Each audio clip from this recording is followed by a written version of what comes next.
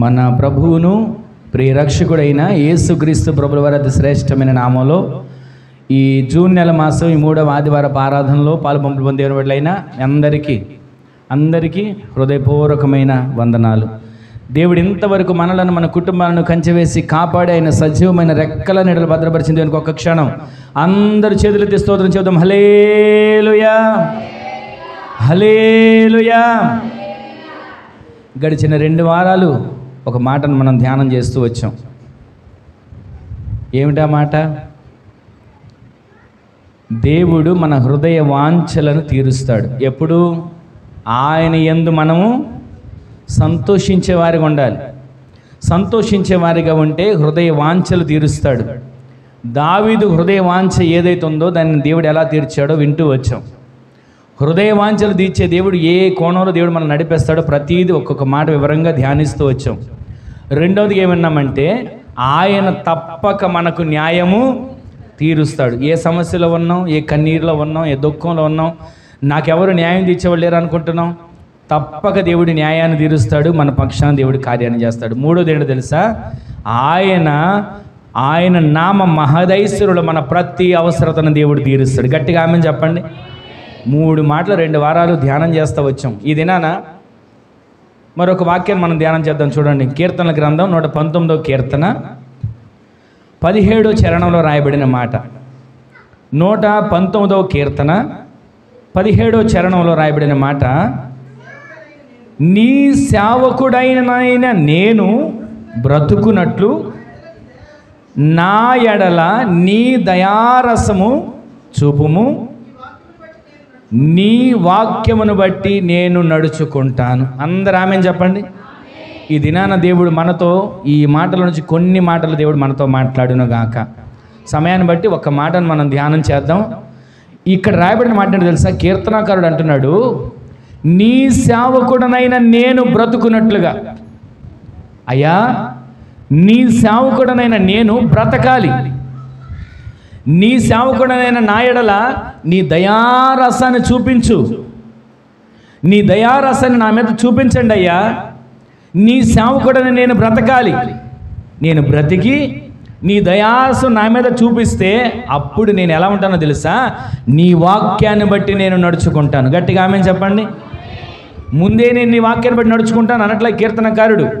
అయ్యా, నీ సేవకుడనైన నేను, లేదా నీ బిడ్డనైన నేను, నీ పరిచారకుడనైన నేను, నీ పరిచర్యలో పాలి భాగస్తుడనైన నేను మొదట బ్రతకాలి. సమస్యను చూసి అనుకుంటాం చాలాసార్లు, ఎందుకండి బ్రతుకు, అసలు ఎందుకండి ఇంక జీవితం, అప్పులు ఎక్కువైతే బతుకు అనవసరం అనుకుంటాం. ఎవరైనా ఒక మాట కాని మాట అంటే బ్రతుకు అనవసరం అనుకుంటాం. ప్రతిరోజు ప్రతి క్షణం ప్రతి మనిషి జీవితంలో ఎదురయ్యేటువంటి ఒక పరిస్థితి ఏదైనా ఉందంటే ఇక ఎందుకు నాకు ఈ బ్రతుకు, అసలు నాకు ఎందుకు ఇంక ఈ జీవితం, ముగించేస్తా, నా జీవితాన్ని నేనే చేతులారా పాడు చేసుకుంటాను అనుకుంటుంటాం. కానీ కీర్తనకారుడు అలా అనట్లా. దేవా, నీ భక్తుడనైన నన్ను బ్రతికించవా, నీ సేవకుడనైన నన్ను బ్రతికించవా, నీ బిడ్డనైన నన్ను బ్రతికించవా. ఏ వ్యక్తి అయినా కోరుకోవాల్సిన ఏంటో తెలుసా? నా జీవితం ముగించేసేయి. ప్రవక్త కూడా అన్నాడు ఒక చోటకి వెళ్ళి, ఇంకెందుకయ్యా భక్తి, ఇంత మట్టుకు చాలు, ఇంకెందుకయ్యా ప్రార్థన, ఇంత మట్టుకు చాలు, ఇదిగో నన్ను తీసుకో అని అంటున్నాడు ఒక భక్తుడు, ప్రవక్త. ఇక్కడ కీర్తనకారుడు అంటాడు, నన్ను తీసుకో, నన్ను చంపేసే, ఇక నేను బ్రతకలేను, నా వల్ల కాదు అనట్లా. కీర్తనకారుడు అంటున్న మాట చక్కగా ఈరోజు మన జీవితంలో ముద్రించబడాలి. ఆమేన్ చెప్పండి. నీ సేవకుడనైన నేను బ్రతకాలి. గట్టిగా ఆమేన్ చెప్పండి. మనమందరం కూడా ఆత్మీయతలో బ్రతికే వారిగా మార్చబడుదుము గాక. బ్రతికిన తర్వాత ఏం చేయాలంటున్నాడు? నేను బ్రతకడానికి నీ దయారసం నా మీద చూపించయ్యా. నేను మొదట బ్రతకాలి. బలహీనతలతో ఉన్నాను, సమస్యలతో ఉన్నాను, కన్నీటితో ఉన్నాను, ఎవరికి చెప్పుకోలేని వ్యాధితో ఉన్నాను, ఏ బాధలైనా ఉన్నాను, ఏ బాధలో ఉన్నా సరే ప్రతి ఒక్క వ్యక్తి కోరుకోవాల్సిన ఏంటో తెలుసా? నేను దేవునిలో బ్రతకాలి. గట్టిగా ఆమేన్ చెప్పండి. నేను మొదట బ్రతకాలి, బ్రతకడానికి నీ దయారసం నా మీద చూపించు, అప్పుడు నీ ఆజ్ఞలను బట్టి నేను, నీ వాక్యాన్ని బట్టి నేను నడుచుకునేటట్లుగా నేను మార్చబడతాను. హల్లెలూయా. ఒక వ్యక్తి ఎడల దేవుని దయారసం చూపబడుతుంది అంటే, అందరు వినండి, ఒక వ్యక్తి ఎడల దేవుని దయారసం చూపబడుతుంది అంటే ఒక వ్యక్తి చావలేదు, ఒక వ్యక్తి బ్రతికే ఉన్నాడు అనే దానికి నిదర్శనం ఏమిటి అంటే ప్రతిరోజు కూడా ఆ వ్యక్తి దేవుని వాక్యమును బట్టి నడిచేవాడిగా మార్చబడాలి. ఆమెను చెప్పండి. మనము దేవుని వాక్యమును బట్టి నడిస్తే, దేవుని వాక్యాన్ని బట్టి జీవిస్తే, దేవుని వాక్యాన్ని బట్టి మన ఆత్మీయ జీవితాన్ని కొనసాగించుకుంటే మన బ్రతుకులో దేవుని దయారసం మన మీద ప్రోక్షించబడి మనల్ని సునాయాసంగా నడిపించును గాక. ఆ వ్యక్తికి దగ్గరికి దేవుని వాక్యం పంపబడుతుంది, ఆ వ్యక్తి దగ్గరికి దేవుని వాక్యం ప్రత్యక్షపరచబడుతుంది. అప్పుడు ఆ వ్యక్తి వాక్యానుసారంగా నడుస్తాడు. గట్టిగా ఆమెను చెప్పండి. ఒక మాట అందరు చెప్పండి, నేను వాక్యానుసారంగా నడవాలి. గట్టిగా చెప్పండి మరొకసారి. ఇప్పుడు ఒకరితో ఒక మాట చెప్పండి, మనము వాక్యానుసారంగా నడవాలని చెప్పండి. చెప్పండి, పర్వాలేదు, నవ్వుతూ చెప్పండి, కోపంగా వద్దు, సీరియస్గా వద్దు. మనం దేవుని సన్నిధిలో ఉన్నాం, ఆయన సన్నిధిలో ఆనందం చేత మనం నింపబడుతాము గాక. మనము వాక్యానుసారంగా బ్రతకాలి. ఇప్పుడు గట్టిగా చెప్పండి. అలా మనం బ్రతికితే దేవుని దయారసం మన మీద దేవుడు ప్రోక్షిస్తాడు. గట్టిగా ఆమెను చెప్పండి. ఒక మాట చూడండి, సామెతల గ్రంథం 14వ అధ్యాయం 12వ వచనం రాయబడిన మాట. మన వాక్యంలోకి వెళ్ళబోతున్నాం. చూడండి, సామెతల గ్రంథం 14వ అధ్యాయం 12వ వచనం. ఒకని ఎదుట సరైనదిగా కనబడే మార్గము కలదు. ఇదేంటండి ఇక్కడ రాయబడిన మాట? విచిత్రంగా ఉంది కదా. మనిషి కంట ఇది ఒక మార్గం సరైనదని కనబడుతుందంట. ప్రతి ఒక్కరికి, నాకు కానీ మీకు కానీ, ఈ భూమి మీద చూస్తున్న ప్రతి ఒక్కరికంట మార్గం కనబడుతుంది. కనబడే మార్గం ఎలా ఉందో తెలుసా? సరైన మార్గమే, వెళ్ళవలసిన మార్గమే, ఉండవలసిన మార్గమే, జీవించవలసిన మార్గమే, నేను క్షేమంగా ఉండే మార్గమే అనుకుంటున్నారు. కానీ తుదకు ఆ మార్గం ఎలా మార్చబడుతుందంట? మరణానికి త్రోవ తీసుకుని వెళ్ళే మార్గంగా మార్గం కనబడతా ఉంది. ఈ రోజున ఈ మాటలు వింటున్న మన జీవితంలో మనిషి దృష్టికి, మన దృష్టికి కొన్నిసార్లు మనం చేస్తున్న పని మంచిదే అని అనిపిస్తుంది, మనము చేసే ఆలోచన కరెక్టే అని అనిపిస్తుంది, మనం వెళ్ళే మార్గం ఇది నేను ఆలోచించిన మార్గం, నాకు క్షేమకరమైన మార్గమే అని మనం అనుకుంటుంటాం. కానీ మనం అనుకుంటున్నాం సరైన మార్గంలో మనం ఉన్నామని. కానీ దేవుని వాక్యం సెలవిస్తుంది తెలుసా? సరైన మార్గంలో ఉన్నామని మనం అనుకుంటున్నాం, కానీ ఆ మార్గం తుదకు మరణానికి తీసుకుని వెళ్ళే మార్గం, నరకానికి తీసుకుని వెళ్ళే మార్గం, దేవుని రాజ్యానికి దూరం చేసే మార్గం. ఆ మార్గం నుంచి నీవు సరిచేయబడి నీవు బ్రతికితే, దేవుని దయారసం నీ మీద చూపిస్తే, నీవు వాక్యానుసారమైన మార్గంలో నడిచే వ్యక్తిగా ఆలోచించుదుముగాక. మనమందరము కూడా మన మార్గం ఎలా ఉండాలో తెలుసా? వాక్యానుసారమైన మార్గంలో నడిచే కృప దేవుడు అనుగ్రహించునుగాక. మనం అనుకుంటాం సరిగానే ఉన్నాం కదండి, సరిగానే జీవిస్తున్నాం కదండి, ఎవరిని మోసం చేయట్లేదు, ఏ దొంగతనం చేయట్లేదు, ఏ అబద్ధ సాక్ష్యాలు చెప్పట్లేదు, సరిగానే జీవిస్తున్నాంగా, ఇలా ఉండడం కూడా తప్పేనా, ఇలా బ్రతకడం కూడా తప్పేనా, అలా జీవించడం కూడా తప్పేనా అని ఎన్నోసార్లు మన దృష్టికి ప్రతి మార్గాలు సరైనదిగా కనబడతాయి, సరైన మార్గాలుగా మనకు కనబడవచ్చు. కానీ చివరికి వెళ్ళేసరికంట ఇక్కడ సామెతల గ్రంథంలో రాయబడినట్లుగా ఆ మార్గము మరణానికి తీసుకుని వెళ్ళే మార్గం అని రాయబడుతుంది. ఇంతకీ ప్రతిరోజు కూడా మనం ఏ మార్గంలో నడుస్తున్నాం, ప్రతిరోజు కూడా మనం ఏ మార్గంలో జీవిస్తున్నాం? యవనస్తులు అనుకుంటారంట, చాలా వరకు యవనస్తులు ఒక ప్రాయం ఎదిగిన తర్వాత వాళ్ళలో వచ్చే ఆలోచన ఏంటంటే ప్రేమించడం కూడా తప్పేనా, ప్రేమించడం కూడా పాపమేనా, ప్రేమించడం కూడా నేరమేనా అని దేవుని వాక్యాన్ని చూపిస్తారంట. దేవుడు లోకముని ఎంతో, చెప్పండి గట్టిగా, దేవుడు లోకముని ఎంతో ప్రేమించాడు గనక తన అద్వితీయ కుమారుడిని లోకానికి బలిగా అర్పించడానికి పంపించాడు అనే వాక్యాన్ని అడ్డం పెడతారు.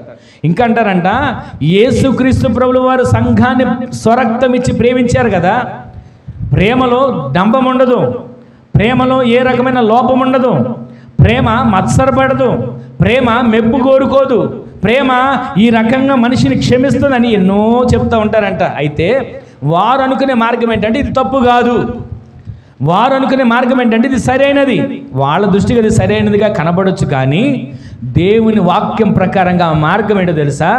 నరకానికి తీసుకుని వెళ్ళే మార్గం. ఈ రోజున మన జీవితంలో ఈ మాటలు వింటున్న మన జీవితం జీవములోనికి నడిపించబడాలంటే, మన మార్గం జీవములోనికి నడిపించబడాలంటే, మన ప్రయాణం జీవంలోనికి నడిపించబడాలంటే, మన ఆత్మీయ జీవితం అంతరంగ జీవితం జీవములోనికి నడిపించబడాలి అంటే మనము బ్రతకాలి. బ్రతికిన మన మీద దేవుని దయారసం ప్రోక్షించబడాలి. ఆయన వాక్యానుసారమైన మార్గములో మనము సునాయాసంగా ముందుకు నడిచేటట్లు దేవుడే సహాయం చేయునుగాక. దేవుని ఆజ్ఞల మార్గమందు మనము నడుచుదుముగాక. ఈ రోజు నుంచి మనం ప్రతిరోజు కూడా ఆయన వాక్యానుసరమైన మార్గము గుర్తెరిగి ఆ వాక్యానుసరమైన మార్గంలో అడుగులు ముందుకు వేయగలిగే కృప దేవుడు అనుగ్రహించునుగాక. ఒక మాట చూపిస్తాను చూడండి. సమూయేలు మొదటి గ్రంథం 15వ అధ్యాయం చూడండి, త్వరగా చూడండి. సమూయేలు మొదటి గ్రంథం 15వ అధ్యాయం మొదటి నుంచి వచనాలు ప్రారంభిద్దాం. ఒకానొక దినమున సౌలును పిలిచి, యెహోవా ఇశ్రాయేలీయులకు తన జనుల మీద నిన్ను రాజుగా అభిషేకించుటకై నన్ను పంపెను. యెహోవా మాట వినుము. సైన్యములకు అధిపతియగు యెహోవా సెలవిచ్చినదేమనగా, అమాలేకీయులు ఇశ్రాయేలులకు చేసింది నాకు ఇంకా జ్ఞాపకమేముంది. వారు ఇశ్రాయేలు ప్రజలు ఐగుప్తులో నుండి రాగానే అమాలేకులనే వారు వారికి విరోధులై వారి మార్గమందు వారి మీదకి వచ్చారు కదా. కాబట్టి నీవు పోయి అమాలేకీయులను కనికరింపక వారందరినీ ఏం చేయాలంట? హతము చేయుచు, వినండి, పురుషులనేమి, స్త్రీలనేమి, బాలులనేమి, పసిపిల్లలనేమి, ఎద్దులనేమి, గొర్రెలనేమి, ఒంటెలనేమి, గార్ధములనేమి అన్నిటినీ హతము చేసి వారికి కలిగినదంతయు బొత్తిగా పాడు చేసి అమాలేకీయులను నిర్మూలము చేయాలి. గట్టిగా ఆమేన్ చెప్పండి. దేవుడు ఈ దినాన్ని మనతో ఒక మాట చెప్తున్నాడు. ఆనాడు సమూయేలు ప్రవక్త వచ్చి సౌలుతో చెప్తున్నాడు, సౌలా దేవుడు నీకు ఒక మాట బోధించమన్నాడు, నీకు ఒక మాట సెలవు చెప్పమన్నాడు. సైన్యములకు అధిపత్యకు ఇశ్రాయేలు దేవుడైన యెహోవా సెలవిచ్చేది ఏంటో తెలుసా? మీరు ఐగుప్తులో నుంచి వస్తున్నప్పుడు అమాలేకులు మార్గమందు మీ మీదకి వచ్చి మిమ్మల్ని హతం చేయాలని ప్రయత్నించారే. ఐగుప్తులోంచి మీరు బయటకు వచ్చినప్పుడు మిమ్మల్ని చంపాలని, మిమ్మల్ని దారి లేకుండా చేయాలని, మీరు బ్రతకకుండా చేయాలని, మీరు అసలు ఈ భూమి మీద లేకుండా చేయాలని వచ్చారు కదా. వారిని నువ్వేం చేయాలి తెలుసా? నా మాట విను. నా మాట విని వారిని హతము చేసి, ఎవరెవరిని? పురుషులైనా, స్త్రీలైనా, పిల్లలైనా, పశువులైనా, గొర్రెలైనా, ఎద్దులైనా, గార్ధబొమ్మలైనా ప్రతి వాటిని ఏది కనికరింపక నిర్మూలన చెయ్యి. ఈ మాట దేవుడు చెప్పాడండి. సౌలు రాజుకు దేవుడు ఒక మాట చెప్పాడు, రాజా సౌలు, ఇదిగో నీవు పని చేయాలి, నా మాట విను అని మాట చెప్పాడు. దేవుని వాక్కు వచ్చింది. అమాలేకులతో నీవు యుద్ధం చేసేటప్పుడు సంపూర్ణంగా వారందరినీ నిర్మూలన చేయాలి అని వాక్కు వచ్చింది. కానీ ఈ వాక్కు దేవుని దగ్గర నుంచి వచ్చిందా? దేవుడు నన్ను జ్ఞాపకం చేసుకున్నాడే. ఎక్కడో గార్ధమములు వెనక గార్ధమములు పోయినని చెప్పి వెతకడానికి వెళ్ళిన నన్ను దేవుడు జ్ఞాపకం చేసుకొని అభిషేకం ఇచ్చి ఆత్మతో నింపి రాజుగా అభిషేకించి ఇశ్రాయేలీయుల మీద మొదటిగా నన్ను రాజుగా నియమించాడే. నేను ఎంత కృతజ్ఞుడినై ఉండాలి. ఎక్కడో లోకంలో ఉన్న నన్ను, పాపంలో ఉన్న నన్ను, శాపంలో ఉన్న నన్ను, లోకాశల్లో నలిగిపోతున్న నన్ను లోకంలో నుంచి, పాపంలో నుంచి, శాపంలో నుంచి వేరు చేసి ఆయన రక్తము ద్వారా కడిగి సంఘంలో చేర్చి సభ్యునిగా మార్చి ఆత్మతో నింపి ప్రతిరోజు నన్ను, నా కుటుంబాన్ని ఆయన కృప కలిగిన హస్తప్రేణలో భద్రపరుస్తూ వచ్చాడే. నేను ఎంత కృతజ్ఞుడిగా ఉండాలి. ప్రతిరోజు ఆహారం ఇస్తున్నాడు, చేతి పనుల్లో తోడై ఉంటున్నాడు, ప్రతి పనిలో ఆయన హస్తం నాకు చాపుతున్నాడు. ఎన్నో అవసరాల కోసం ప్రార్థన చేసినప్పుడు ప్రతి అవసరత ఒక్కొక్క సమయమందు తీరుస్తూ వస్తున్నాడే. నేను ఎంత కృతజ్ఞుడినై ఉండాలి అని ఆలోచించాలి సౌలు రాజు. కానీ సౌలు రాజు ఏం చేశాడో తెలుసా? ఈ చరిత్ర అంతా మనకు తెలిసిందే. ఇప్పుడు 4వ వచనం నుంచి 9వ వచనం రాబడి మాట్లాడాడు తెలుసా? కానీ సౌలు రాజు ఏం చేశాడు? దేవుని మాటను ధిక్కరించాడు, దేవుని మాటను తృణీకరించాడు, దేవుని మాటను త్రోసివేశాడు. దేవుని దగ్గర కీర్తనాకారుడైన దావీదు కోరుకుంటాడు, అయ్యా నీవు నన్ను బ్రతికించవా, నీ సేవకుడనైన నన్ను బ్రతికించవా, నా మీద నీ దయారసం చూపించవా, నేను బ్రతుకున్నట్లుగా, నేను జీవించినట్లుగా నీ వాక్యము చేత నన్ను నడిపించవా అని కోరుకున్నాడు కదా సౌలు రాజు. మరి ఎందుకని అలా కోరుకోలేకపోయాడు? మొదట కృపనిచ్చాడు సౌలు రాజుకి, మొదట అభిషేకం ఇచ్చాడు సౌలు రాజుకి, మొదట ఆత్మనిచ్చాడు సౌలు రాజుకి, మొదట దర్శించడం మొదలు పెట్టాడు సౌలుని. ఎందుకని మరి ఆ కృపను పోగొట్టుకున్నాడు? దేవుని మాట వినకపోవడం వలన కృప దూరమైపోతుందని గుర్తుపట్టాలి మనం. ఏ విషయంలో దేవుని మాటను వినకుండా పెడచెవిని పెడుతున్నాం, ఏ విషయంలో దేవుని మాటను పట్టించుకోకుండా వెనుదిరుగుతున్నాం, ఏ విషయంలో దేవుని మాటను తృణీకరించి మనకు నచ్చినట్టు, మనకు నచ్చిన మార్గం చూసి ఇది సరైన మార్గమే, ఇది సరైన మార్గమే, ఇది నేను నడిచే మార్గమే అనుకొని తుదకు మరణానికి పోయే మార్గంలో మనం ఎందుకు ప్రయాణం చేస్తున్నాం? నిత్యత్వానికి వెళ్ళవలసిన మార్గంలో ఉండవలసిన మనం నరకానికి వెళ్ళే మార్గంలోకి ఎందుకు అడుగులు వేస్తున్నాం? ఈ మధ్యాహ్న కాల సమయంలో దేవుడు మనతో సూటిగా మాట్లాడుతున్నాడు.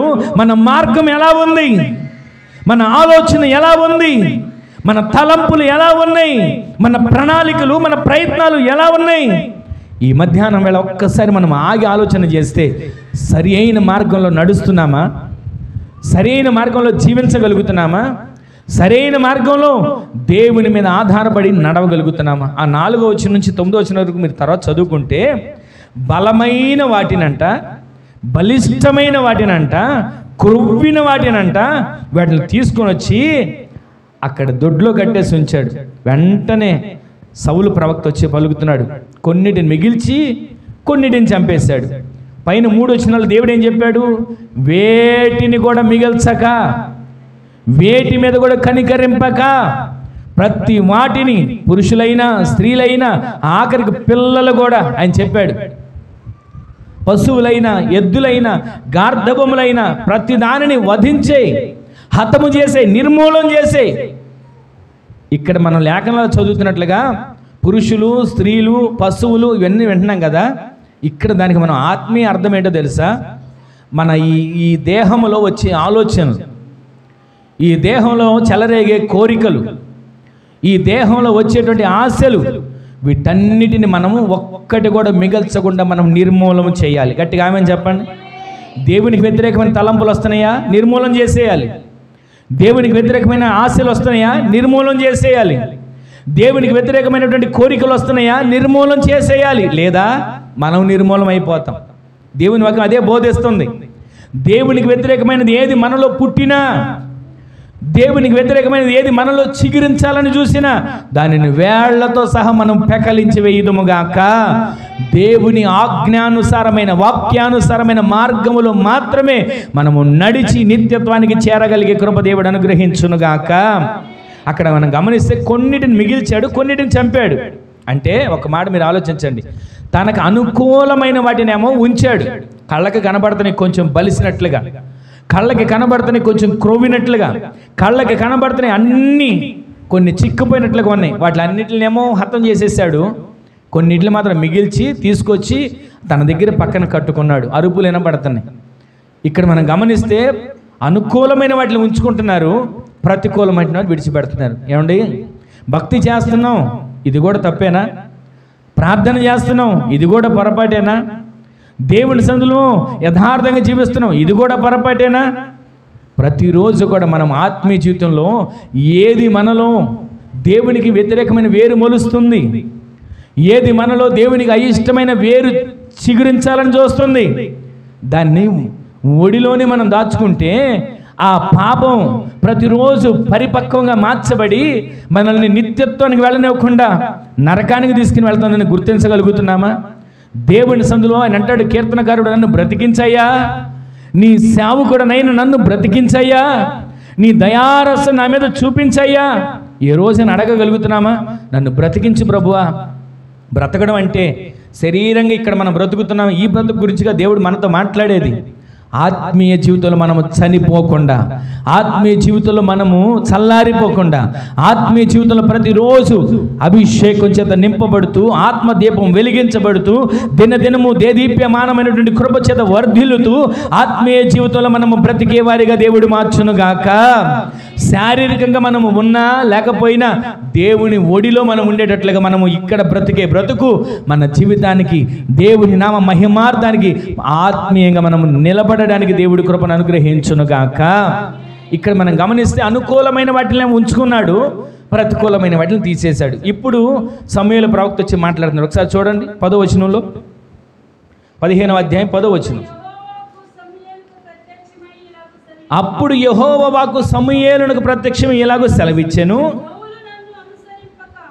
సౌలు నన్ను అనుసరింపక, సౌలు నన్ను అనుసరింపక నన్ను వెనుకదీసి నా ఆజ్ఞలను గైకొనకపోయాడు గనుక ఇదిగో ఇక మీదట అతడు రాజుగా ఉండడానికి వీల్లేదు. దేవుడే మాట్లాడుతున్నాడండి.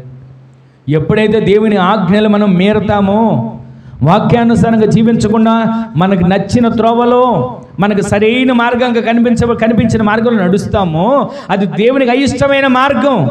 వెంటనే దేవుడు మాట్లాడుతున్నాడు, ఇదిగో నా ఆజ్ఞను అనుసరించలేదు, నా మాటను మీరాడు, నేను చెప్పిన మాటని వినకుండా దాన్ని తృణీకరించి పెడచోని పెట్టాడు కనుక ఇక మీద రాజుగా ఉండడు, నేను రాజు అధికారాన్ని తీసేస్తున్నాను అని దేవుడు మాట్లాడుతున్నాడు. ఇక్కడ మనం గమనిస్తే వాళ్ళ దృష్టికి సరైనదిగా కనబడొచ్చు, సౌలు దృష్టికి, అక్కడున్న ప్రజల దృష్టికి తీసుకొచ్చిన పశువులన్నీ సరైనగా కనబడుతున్నాయి. కానీ దేవుని దృష్టిలో సరైనదిగా కనబడట్లా, అది తిరస్కరించినట్లుగా కనబడుతుంది, వ్యతిరేకించినట్లుగా కనబడుతుంది, ఆజ్ఞను అనుసరించకుండా నచ్చినట్లు చేసినట్లుగా కనబడుతుంది, దేవునికి బాధ పెట్టినట్లుగా, దుఃఖ పెట్టినట్లుగా అక్కడ కనబడుతుంది. వెంటనే దేవుడు అంటున్నాడు, ఇక నేను రాజుగా తీసేస్తా, రాజుగా ఉండనివ్వను అన్న మాట మనకు వినపడుతుంది కదా. ఈ రోజున ఏ అమాలేకుల్ని చంపమని నేను చెప్తే వాళ్ళని తీసుకుని వచ్చాడో, ఆ అమాలేకుల ద్వారానే ఈ రాజు చనిపోయే పరిస్థితి వస్తుందని లేఖనాల్లో మనకి ముందుకు వెళ్ళాక తెలుస్తుంది. ఈ రోజున ఏ అమాలేకుడు మన హృదయంలో ఉంటున్నాడు, ఏ అమాలేకుడు మన ఇంట్లో ఉంటున్నాడు, ఏ అమాలేకుడు మన చేతి పనిలో ఉంటున్నాడు, ఏ అమాలేకుడిని దేవుడు విడిచిపెట్టమంటే దానిని మనం పట్టుకొని ప్రయాణం కొనసాగిస్తున్నాం, ఏ అమాలేకుడిని దేవుడు చంపమంటే దానినే మనం జేబులో పెట్టుకొని పక్కన పెట్టుకొని ఎంతకాలం ప్రయాణం చేస్తున్నాం. ఈ అమాలేకులు ఈ రోజుతో హతమైపోవును గాక. మన ఆత్మీయ జీవితానికి అడ్డుగా ఉన్న అమాలేకులను దేవుడు నిర్మూలము చేయునుగాక. మన ఆత్మీయ జీవితంలో ఎక్కడ మనం ఎదగనివ్వకుండా అడ్డుపడే అమాలేకుడు కానీ, ఫలించకుండా అడ్డుపడే అమాలేకుడు కానీ, ఆత్మీయంగా వృద్ధి పొందకుండా అడ్డుపడుతున్న అమాలేకుడు కానీ ఈ రోజు నుంచి మనతో ఉండకుండా వాడు నిర్మూలము చేయబడునుగాక. నిర్మూలము చేసే దేవుడు ప్రతిరోజు కూడా మన జీవితాల్లో వాక్యానుసారంగా, ఆజ్ఞల ప్రకారంగా నడిచే కృప, ధన్యత దేవుడు మనందరికీ దయచేయునుగాక. అప్పుడు ఆయన అంటాడు, ఏమంటాడు తెలుసా సౌలు రాజు, అయ్యా తప్పేముందయ్యా, తప్పేముందయ్యా, కొన్ని బలిసిన వాటిని తీసుకొని వచ్చా, కొన్ని క్రొవ్విన వాటిని తీసుకొని వచ్చా, నా కోసం తెచ్చానా, నేను నా సంపాదన కోసం తెచ్చానా, నా లాభం కోసం తెచ్చానా, మన దేవునికి బలిద్దామనే కదా. ఒకసారి ఆ మాట చూడండి, సౌలు రాజు ఎంత చక్కగా మాట్లాడుతుంటాడో ప్రవక్తతో. చూడండి ఒకసారి 15వ అధ్యాయంలో,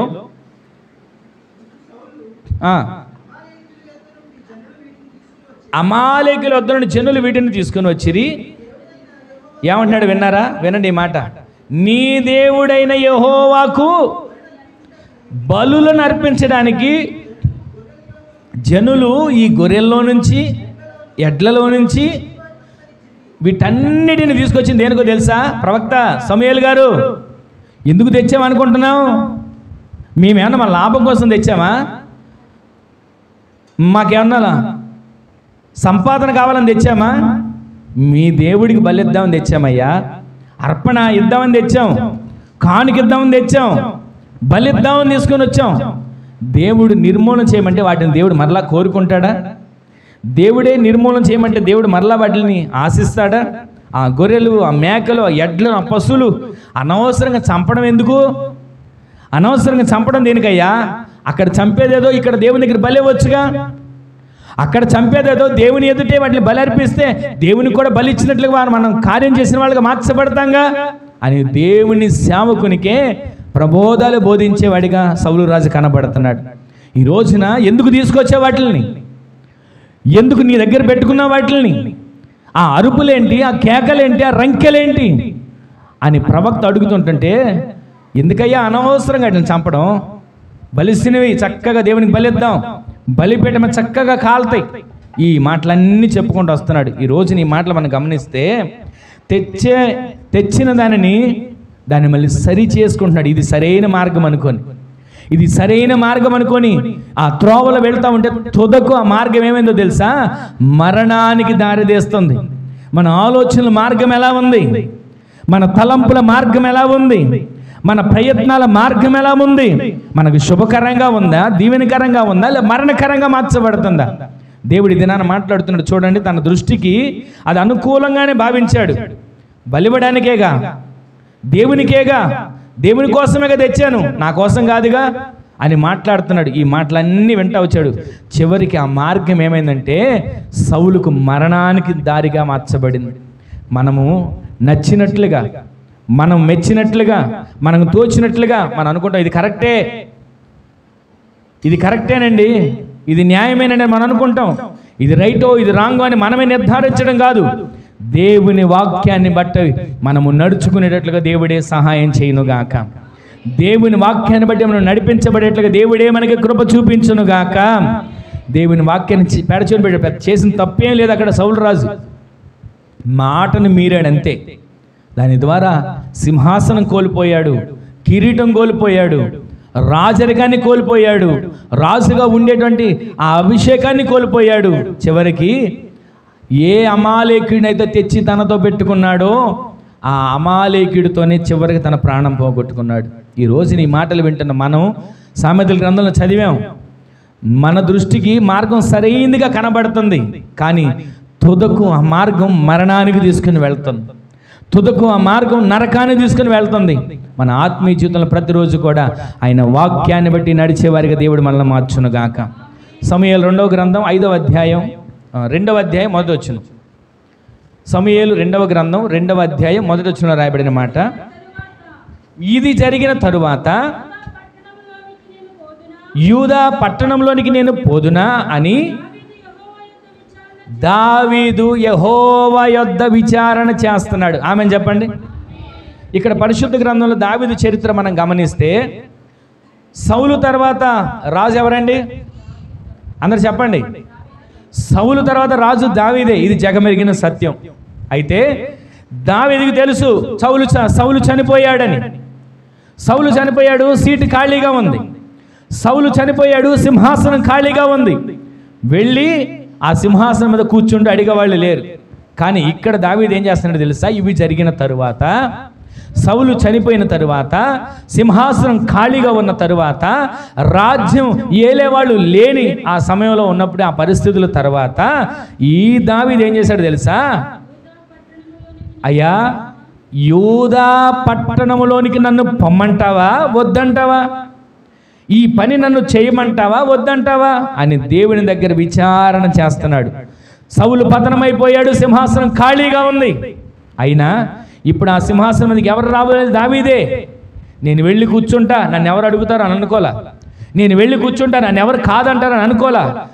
దేవుని సన్నిధిలో ఆయన దగ్గర విచారణ చేస్తున్నాడు. అయ్యా, యూదా పట్టణంలో నన్ను పొమ్మంటావా వద్దంటావా? అప్పుడు దేవుడు ఏం చెప్పాడు?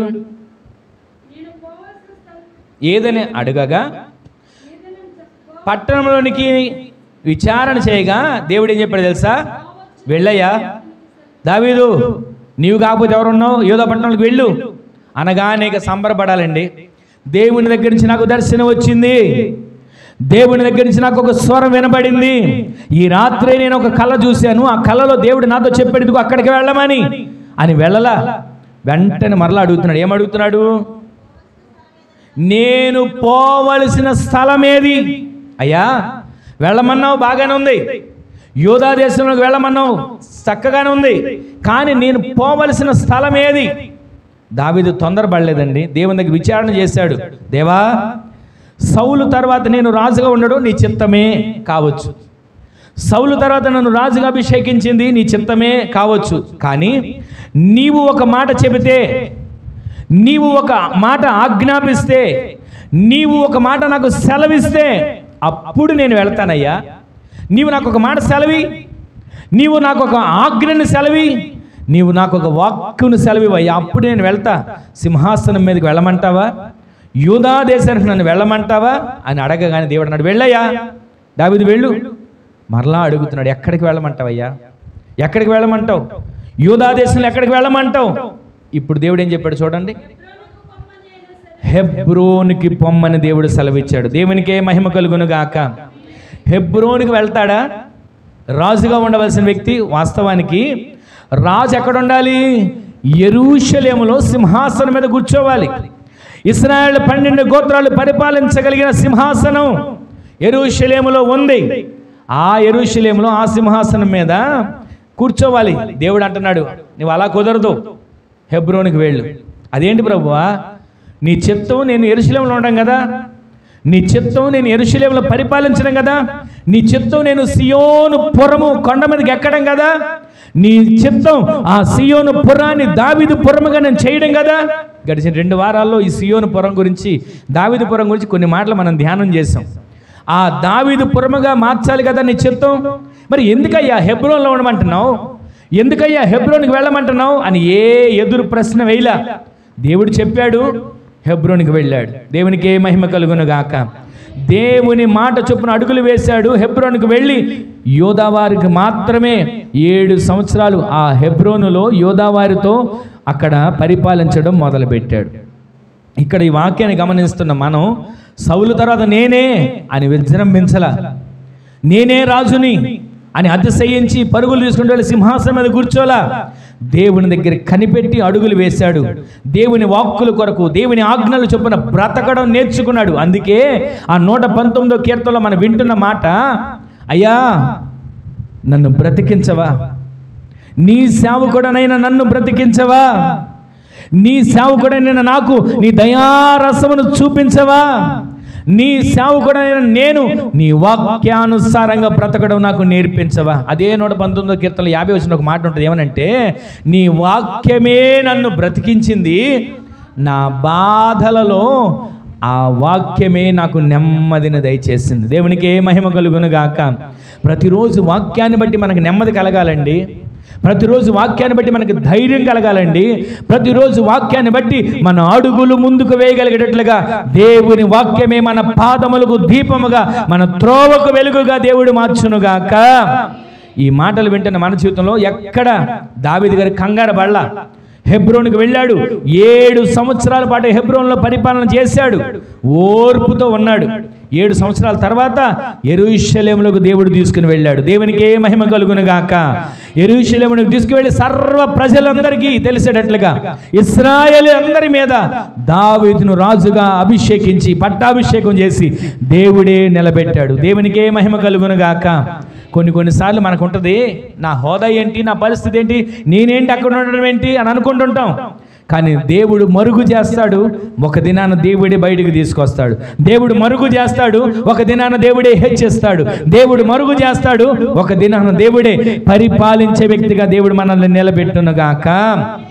కొన్నిసార్లు మనకు అనిపిస్తుంది, అయ్యా ఇది నీ చిత్తమేగా, నీ చిత్తం చేయడానికి నేను ఎందుకు ఆలోచించాలి, నీ చిత్తం చేయడానికి నేను ఎందుకు ఆలోచించాలి అని అనుకుంటూ ఉంటాం. కానీ అది కాదు, దేవుని చిత్తం అయినప్పటికీ కూడా దేవుని దగ్గర కనిపెట్టి, అయ్యా ఇది చేయమంటావా వద్దంటావా, ఈ మార్గంలో వెళ్ళమంటావా వద్దంటావా, ఈ మార్గంలో నడవమంటావా మానేయమంటావా అని ప్రతిరోజు దేవుని దగ్గర వెదికి వెదికి వెదికి ఆయన ఆజ్ఞల మార్గంలో నడిచేటట్లుగా దేవుడే మనకి ఆయన సమస్తమైనటువంటి ద్వారాలు తెరిచి సునాయాసంగా నడిపించేటట్లుగా వాక్యానుసారమైన ఆయన మార్గంలో మనం నడిచేటట్లు దేవుడు సహాయం చేయనుగాక.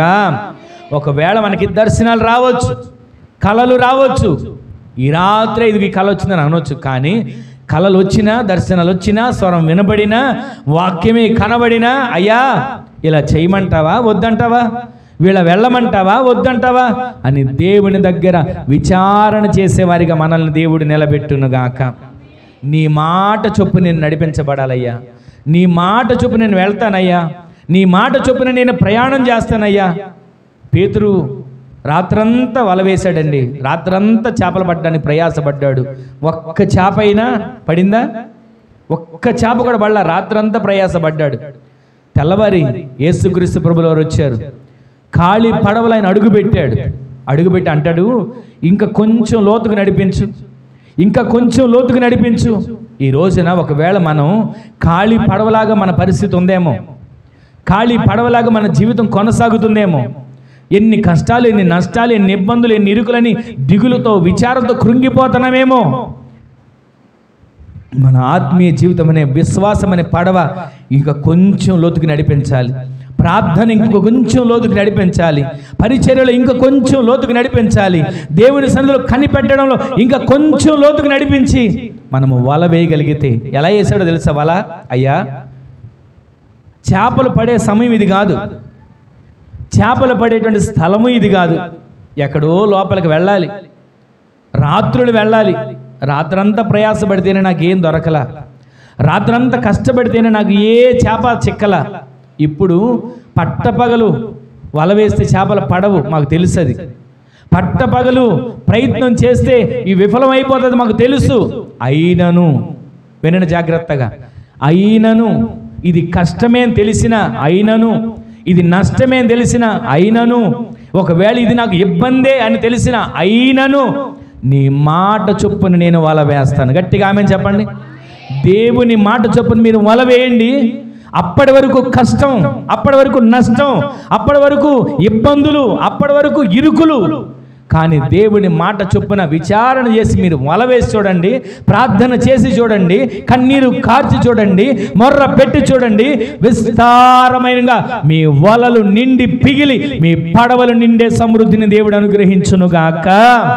ఎప్పుడూ విచారణ చేయాలి, మాట చొప్పున అడుగులు ముందుకు వేయాలి, మాట చొప్పున వల వేయాలి. అన్ని విషయాల్లో ఆ విధంగా ఆత్మీయ జీవితంలో ముందుకు కొనసాగగలిగితే, లోతుకు నడిపించగలిగితే, ప్రార్థన జీవితం ఒక మెట్టు పెరగగలిగితే, అన్ని విషయాల్లో మునుపెన్నడు మనం చూడని సమృద్ధి, మునుపెన్నడు మనం చూడని మేలులు మన జీవితాల్లో, మన కుటుంబాల్లో, మన పరిచర్యలు పొందుకునేటట్లు దేవుడే సహాయం చేయునుగాక. ఒక మాట మీకు జ్ఞాపకం చేస్తాను. యేసయ్య నాకన్నా మీరు అద్భుతాలు గొప్ప కార్యాలు చేస్తారని చెప్పారు కదా బైబిల్ గ్రంథంలో. నేను చేశాను కొన్ని అద్భుతాలు గొప్ప కార్యాలు, కానీ మీరు, నా బిడ్డలైన మీరు, నా శిష్యులైన మీరు, నా ప్రజలైన మీరు నాకన్నా మరి గొప్ప కార్యాలు చేస్తారని చెప్పారు కదా. ఇది చేస్తారని దేవుడు చెప్పాడని కొందరు యవనస్తులంట, పేతురు గారు నీళ్ల మీద నడిచాడు, యేసుక్రీస్తు ప్రభుల వారు నీళ్ల మీద నడిచారు. ఆయన బిడ్డలం, ఆయన కంటే గొప్ప కార్యాలు చేస్తామని దేవుడు చెప్పాడు కదా.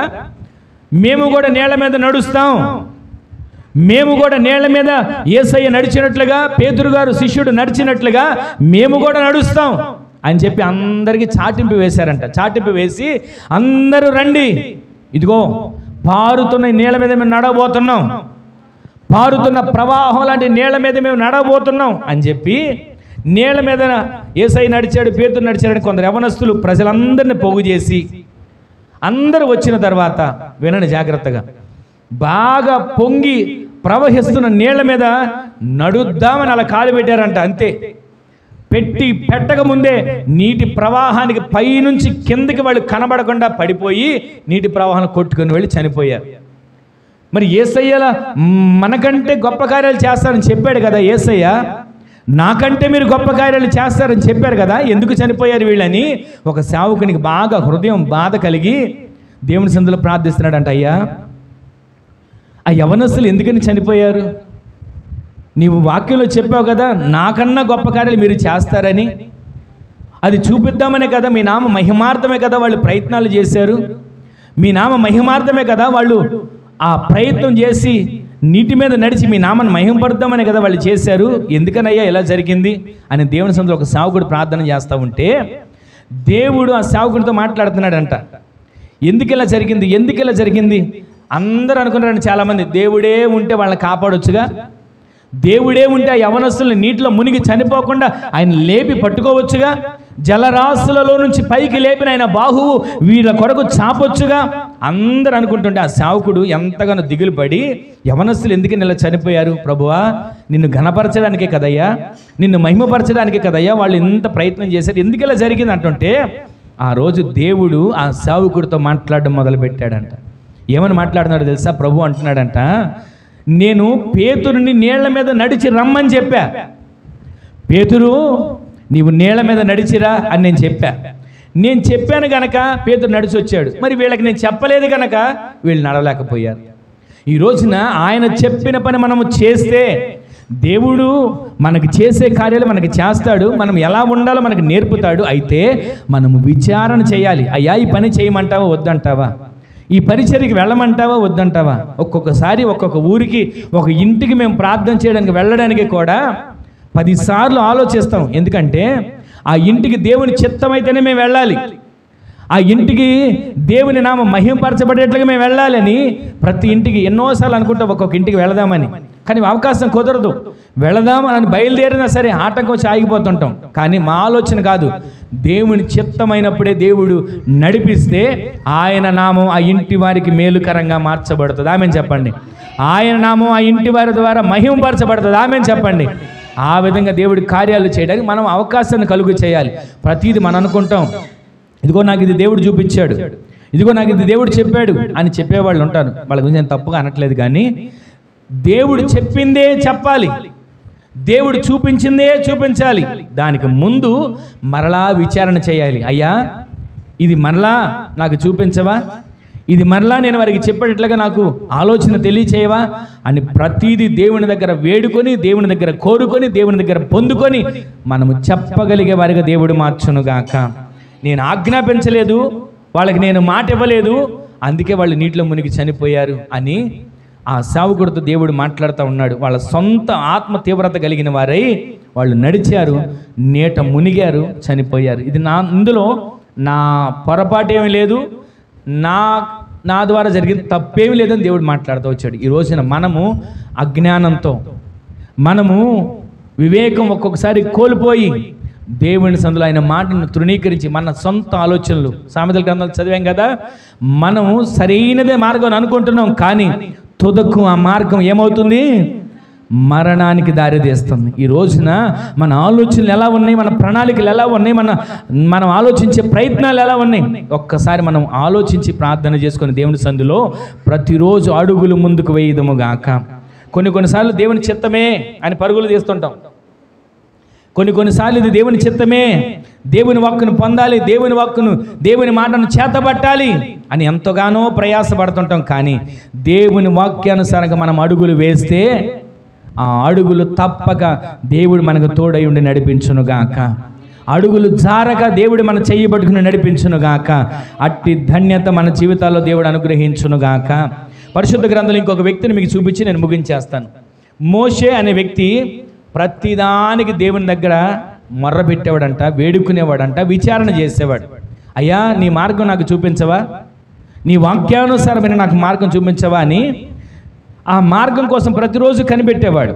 ఏ విధంగా కనిపెట్టాడు ఒక మాట చెప్పనా? వాళ్ళకి కొన్ని చట్టాలు ఉన్నాయి, త్వరగానే ముగిస్తాను వినండి. వాళ్ళకి కొన్ని చట్టాలు ఉన్నాయి. ఏ వ్యక్తి పాపం చేసినా, ఏ వ్యక్తి తప్పు చేసినా ఒక చట్టం ఉంది. ఏమని చట్టం? రాళ్లతో కొట్టి చంపాలి. ఒక వ్యక్తి తప్పు చేశాడు, వెంటనే ప్రజలందరూ రాళ్లతో కొట్టి వాళ్ళని చంపాలి, అదొక చట్టం. కానీ వాళ్ళని రాళ్లతో కొట్టి చంపక ముందు మోషే ఏం చేసేవాడు తెలుసా? పరుగును వెళ్ళి దేవుని సందులో మోకాళ్ళ మీద పడిపోయి, అయ్యా ఆ వ్యక్తిని చంపుతున్నారయ్యా, ఏం చేయమంటే ఒక్కసారి మాకు చూపించు, ఒక్కసారి నాకు చెప్పవా, ఆ వ్యక్తి ప్రాణం పోతుందయ్యా, తెలుసో చేశాడో తెలియక చేశాడని మోషే ప్రతిరోజు దేవుని దగ్గర పాదాల మీద పడి మొర్రపెట్టి వేడుకొని ఆయన దగ్గర నుంచి ఒక మాటను పొందుకొని అడుగు ముందుకు వేసేవాడు. దేవా ఇతను రాళ్లతో కొట్టి చంపమంటావా అని దేవుని దగ్గర నుంచి వేడుకొని ఆ పని చేసేవాడు. ప్రజలందరూ అంటారు, ఈ మోషే గారికి ఏమైనా పిచ్చెక్కిందా? చట్టాలు అదే కదా చెప్తున్నాయి, రాళ్లతో కొట్టి చంపమని. చట్టాలు ఎవరికి చుట్టాలు కాదు కదా, చట్టం చెప్పిన దాన్ని చేయాలి కదా, దానికి ఎందుకయ్యా కనిపెట్టడం? చట్టాలు చెప్పింది చేయకుండా ఎందుకయ్యా విచారణ చేయడం, చట్టాలు చెప్పింది చేయకుండా ఎందుకయ్యా ఇంకా నువ్వు మొర్ర పెట్టడం అని అంటుంటే అది దేవుని చిత్తమేగా. తప్పు చేసిన వానికి శిక్ష పడాలి, వాడి రాళ్లతో కొట్టబడాలి, వాడు చంపబడాలి అని అందరు అంటుంటే ఒక పాపి ఒకవేళ ఉంటే వాడి ద్వారా అందరూ ఆ పాపలో నడుస్తారేమో. ఒక పాపి ఉంటే వాడి ద్వారా ఆ ప్రాంగణమంతా ఆ వారికి ఉన్నటువంటి పరిస్థితులన్నీ పతనమైపోతాయేమో, అతను చంపబడాలి అందరూ అంటూ ఉంటుంటే ఈయన అంటాడు ఒక పాపి చనిపోవడం మీరు కోరుకుంటున్నారు, కానీ అతను ఒకవేళ తప్పిలో నుంచి పొరపాటులో నుంచి దిద్దుకొని మరలా దేవుని వైపు మళ్ళుతాడని నేను చూస్తున్నా. అతని ప్రాణం పోవాలని మీరు చూస్తున్నారు, అతని ప్రాణం మరలా కాపాడబడి దేవునికి అప్పగించబడాలని నేను కోరుకుంటున్నాను అంటున్నాడు. ఒక మనిషిని చంపే విషయంలో నేను దేవుని దగ్గరికి కనిపెడతా. ఆమెను చెప్పండి. ఒక మనిషి ఒకవేళ ఏదైనా తీర్పు వస్తే ఆ తీర్పు విషయంలో దేవుని దగ్గర నేను కనిపెడతా. ఆమెను చెప్పండి. రోజులు తరబడి కనిపెట్టాడు. దేవుని దగ్గర నుంచి ఏదైనా మాట వచ్చిన తర్వాతే ఆ పని విషయంలో ముందుకు వెళ్ళేవాడు. ఈ రోజున మోషే గారు అలా చేస్తుండగా విశ్వాసయాత్రలో సాగిపోతున్న మనం, విశ్వాసయాత్రలో ముందుకు వెళ్తున్న మనం వాక్యానుసారంగా జీవిస్తున్నామా? ఈ వాక్యాన్ని చేతపట్టుకుంటున్నాం, బైబిల్ని చేతపట్టుకుంటున్నాం, మందిరానికి వెళ్తున్నాం, పరిచర్యలో ఉంటున్నాం, వాక్యానుసారంగా మనం జీవించగలుగుతున్నామా? ప్రతిదానికి దేవుని దగ్గర కనిపెట్టగలుగుతున్నామా? ఆయన దగ్గర విచారణ చేయగలుగుతున్నామా? అయ్యా నీ సేవకుడనైన నన్ను బ్రతికించయ్యా, నీ దయారస నా మీద చూపించయ్యా, నన్ను నీ వాక్యానుసారమైన మార్గంలో నడిచేవానిగా చేయ్యా అని అడగగలుగుతున్నామా? ఇలా మనం అడగగలిగితే దేవుని సందులో వాక్యాన్ని చేతబట్టి నడిచే ఆ విషయాల్లో మనము నిత్యము కూడా దేవునికి ఇష్టలుగా మార్చబడి నడిపించబడదుము గాక. చివరికి ఒక మాట చూపిస్తాను చూడండి. నిర్గమకాండం 17వ అధ్యాయం 1 నుంచి 4 వచనాలు చూడండి ఒకసారి. 17వ అధ్యాయం. తరువాత ఇశ్రాయేలీల సర్వ సమాజము యెహోవా మాట చొప్పున తమ ప్రయాణములో సీను అరణ్యము నుండి ప్రయాణమైపోయి రెఫీదీములో దిగిరి. ప్రజలు తమకు త్రాగ నీళ్లు లేనందున మోషేతో వాదించుచు త్రాగుటకు మాకు నీళ్లను ఇవ్వయ్యా అని అడుగగా మోషే అంటున్నాడు, మీరు నాతో వాదింపనేలా, దేవునిని శోధింపనేలా చెప్పాను. అక్కడి ప్రజలు నీళ్లు లేక దప్పికొని మోషే మీద సణుగుచు, ఇదెందుకు? మమ్మును మా పిల్లలను మా పశువులను దప్పి చేత చంపుటకు ఐగుప్తులో నుండి ఇక్కడికి తీసుకుని వచ్చితిరి అనిరి. అప్పుడు మోషే యెహోవాకు మొర్ర పెట్టడం మొదలు పెట్టాడు. దేవునికి ఏ మహిమ కలుగును గాక. దేవుని ఆజ్ఞ చొప్పున వారు ప్రయాణం చేస్తున్నారు. దేవుని ఆజ్ఞ చొప్పున వారు ప్రయాణం మొదలైంది. రెఫీదీములో దిగారు. దేవుడు చెబితేనే ప్రయాణం చేశారు. దేవుడు రెఫీదీములో దిగమంటేనే అక్కడ దిగారు. దేవుడు చెప్పిన మార్గాల్లో నడుస్తున్నప్పుడు వారికి వచ్చిన ఒక సమస్య అంటే చెప్పనా? దేవుని మార్గాల్లో వాడు నడుస్తున్నప్పుడు వాళ్ళకి వచ్చినటువంటి ఆటంకం ఏంటి చెప్పనా? దప్పిక చేత వాడు దాహం చేత ఎండిపోతున్నారు, గొంతు ఎండిపోయి ఉన్నారు, అల్లాడిపోతున్నారు. అప్పుడు అంటున్నారు మోషే మీద సణుగుతున్నారు, మోషే మీద వాదిస్తున్నారు, దేవునికి వ్యతిరేకంగా మాట్లాడుతున్నారు. వెంటనే వాళ్ళకి వచ్చిన మాట 4వ వచనం ఒకసారి కొంచెం కిందకి వెళ్ళి చదవండి. 4వ వచనంలో మొర్ర పెట్టుచు, ఈ ప్రజల్ని నేనేం చేస్తా వినండి, రాళ్లతో కొట్టి సేవకుడిని చంపేద్దాం అన్న కసితో ఇశ్రాయేలు ప్రజలు ఉన్నారు. ఇక్కడ మనం ఆలోచించినట్లయితే రాళ్లతో కొట్టి చంపాలనుకున్నారు. ఆలోచించండి. కొన్నిసార్లు మనం అనుకుంటాం దేవుని చిత్తాన్ని బట్టే బ్రతుకుతున్నాం కదా, ఈ కష్టాలు ఎందుకు వచ్చాయి? వింటున్నారా? దేవుని చిత్తాన్ని బట్టే బ్రతుకుతున్నాం కదా, ఈ బాధలు ఎందుకు వచ్చాయి? దేవుని చిత్తాన్ని బట్టే బ్రతుకుతున్నాం కదా, ఈ అప్పులు ఎందుకు వచ్చాయి? దేవుని చిత్తాన్ని బట్టే బ్రతుకుతున్నాం కదా, ఈ నష్టాలు ఎందుకు వచ్చాయి? దేవుని చిత్తాన్ని బట్టే బ్రతుకుతున్నాం కదా, మన జీవితంలో వాక్యానుసారంగా జీవిస్తున్నాం కదా, కష్టాలు వస్తాయా? వాక్యానుసారంగా జీవిస్తున్నాం కదా, బాధలు వస్తాయా? వాక్యానుసారంగా జీవిస్తున్నాం కదా, ఈ కష్టాలు నష్టాలు రావచ్చా అని తిరగబాటు పడేవారుగా ఉన్నారు. అరే దేవుడు నడిపించే మార్గంలో అన్నీ అనుకూలంగా మారాలిగా, దేవుడు నడిపించే మార్గంలో కష్టాలు రాకూడదుగా, దేవుడు నడిపించే మార్గంలో రోగాలు రాకూడదుగా, దేవుడు నడిపించే మార్గాల్లో కష్టాలు ఎందుకు వచ్చాయి, బలహీనతలు ఎందుకు వచ్చాయి, సమస్యలు ఎందుకు వచ్చాయి, వ్యతిరేకతలు ఎందుకు వచ్చాయి? పట్టుకొని రాళ్ళు వ్యతిరేకంగా లేచారు మోషేని కొడదామని. వాక్యానుసారంగా జీవించేటప్పుడు శ్రమలు ఎందుకు వస్తున్నాయి? ఒక మాట చెప్పనా మీకు, అసలు మనం వాక్యానుసారంగా జీవిస్తుంటేనే పలు శ్రమలు వస్తుంటాయి. ఆమెను చెప్పండి. ఎందుకంటే ఈ మాటకి ఆమెను చెప్పడానికి సంకోచిస్తున్నాం అని అంటే, శ్రమ అనే మాట వింటే మనకు భయం, అమ్మో ఏ శ్రమ వచ్చిద్దో, ఏ కష్టం వచ్చిద్దో అని. కానీ దేవుని బిడ్డలుగా ఉన్న మనం ప్రతిరోజు కూడా వాక్యానుసారంగా జీవిస్తున్నాం అనడానికి నిదర్శనం ఏంటో తెలుసా? శ్రమలు మనల్ని పలకరిస్తుంటాయి. వాక్యానుసారంగా జీవిస్తున్నాం అనడానికి అర్థం ఏంటో తెలుసా? సమస్యలు మన చుట్టూ తిరుగుతుంటాయి. నెమ్మదిగా ఉండి ఏ కష్టం లేకుండా కాలు మీద కాలు వేసుకొని కడుపులో నీళ్ళు కదలకోకుండా ఒంటికి చెమట పట్టకోకుండా సుఖంగా జీవిస్తున్నాం అనుకోండి, అప్పుడు దేవుడు ఉన్నాడు అని అంటే ఉన్నాళ్ళేంటి దేవుడు అని అంటాం. కానీ శ్రమలలో దేవునిని మరింత వేడుకునే వారిగా మనము మార్చబడతాం. ఆమెను చెప్పండి. ప్రతిరోజు కూడా మనకి శ్రమలు వస్తున్నాయి అంటే దానికి అర్థమేంటి తెలుసా? మనము దేవుని దృష్టిలో ఉన్నాం. గట్టిగా ఆమెను చెప్పండి. కష్టాలు వస్తున్నాయంటే దానికి అర్థమేంటి తెలుసా? మనం దేవుని ఆలోచనలో ఉన్నాం. ఆమెను చెప్పండి. ప్రతిరోజు కూడా ఒక వ్యక్తి అంట తన కుటుంబాన్ని, తన పిల్లలను, తనకు కలిగినంతటిని వాక్యానుసారంగా పెంచాలి అని అనుకుంటున్నాడు. ఆ వ్యక్తి ఆలోచన ఒకటే, నా బిడ్డలను, నా కుటుంబాన్ని నేను వాక్యానుసారంగా పెంచాలి అని అనుకుంటున్నాడు. పిల్లలు ఒకవేళ అసహ్యంగా బట్టలు వేస్తున్నారనుకోండి, వెంటనే ఊరుకునేవాడు కదా వాళ్ళని.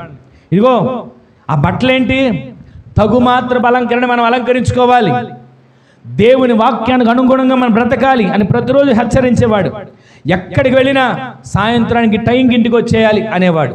ఎక్కడికి వెళ్ళినా ఇదిగో ఏ పని చేసినా ఆలస్యం అయితే చాలు వెంటనే ఎక్కడున్నారు అని అడిగి తన పిల్లలని తన ఇంటికి సమయానికి తీసుకుని వచ్చేయాలని ఆలోచించేవాడు. తన కుటుంబాన్ని వాక్యానుసారంగా పెంచుకోవాలని ఆశపడేవాళ్ళు. ఒకవేళ పిల్లలు ఆలస్యమైందా నిలదీసేవాడు, ఎందుకంత ఆలస్యం, ఎందుకని ఇంత ఆలస్యమైందా నిలదీస్తూ ఉండేవాడు. ఒకవేళ వాళ్ళు నిద్రపోతున్నారా లేదా అని గమనిస్తూ ఉండేవాడు రాత్రుల పూట. ఈ రోజున 24 గంటలు వాళ్ళు ఏం చేస్తున్నారు, ఎలా ఉంటున్నారు, వాళ్ళ ఆలోచనలు ఎలా ఉండి ప్రతిరోజు గమనించేవాడు. తన తండ్రి గద్దించేవాడు, బుద్ధి చెప్పేవాడు. ఆ బట్టలేంటి, ఆ విధానాలేంటి, ఆ పరిస్థితులు ఏంటి అని ప్రతీది కూడా దేవుని వాక్యానుసారంగా ఉండాలని బిడ్డలకి నేర్పిస్తూ ఉండేవాడు.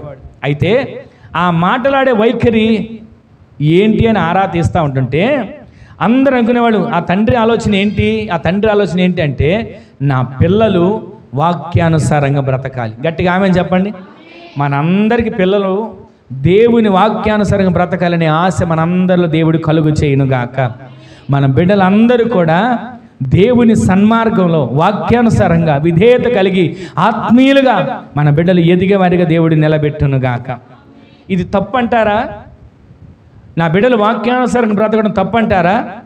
నా బిడ్డలు వాక్యానుసారంగా జీవించడం తప్పంటారా? వాళ్ళు ఏమనుకుంటారో తెలుసా? తన తండ్రి ఏమనుకుంటే తెలుసా? 10 గంటలకు ఆరాధనకి నా బిడ్డలు వెళ్ళాలి. అయితే నా బిడ్డలు ఎప్పుడు వెళ్ళాలి తెలుసా?